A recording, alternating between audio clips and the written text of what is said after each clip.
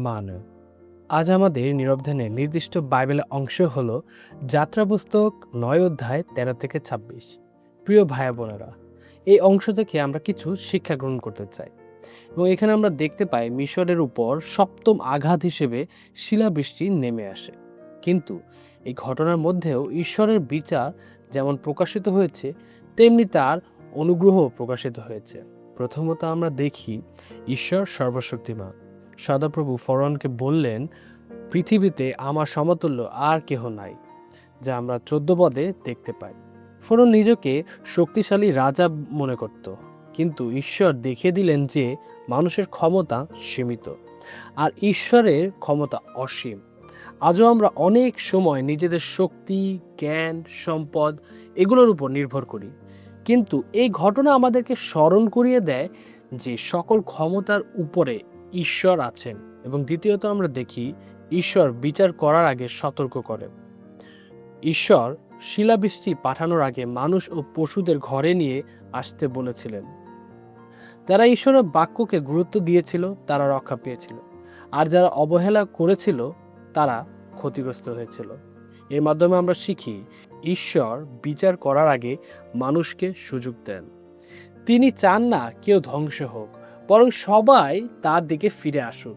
আজও ঈশ্বর তার বাক্য তার দাসদের প্রচার এবং পবিত্র আত্মার মাধ্যমে আমাদের সতর্ক করেন। তৃতীয়ত আমরা দেখি ঈশ্বরের বাক্যের প্রতি ভয় ও বাধ্যতা আশীর্বাদ আনে। এবং ২০ পদে বলা হয়েছে ফরৌনের দাসদের মধ্যে যারা সদাপ্রভু বাক্যকে ভয় করেছিল তারা তাদের দাস ও পশুদের নিরাপদ স্থানে নিয়ে গিয়েছিল। এখানে একটি গুরুত্বপূর্ণ শিক্ষা আছে।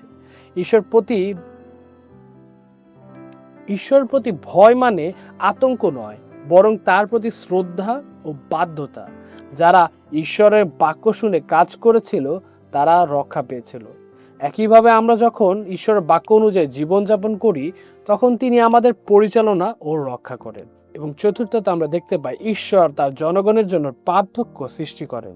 শিলাবৃষ্টি সমগ্র মিশরে পড়লেও গোশন দেশে, যেখানে ইসরায়েলীয়রা বাস করত, সেখানে শিলাবৃষ্টি হয়নি।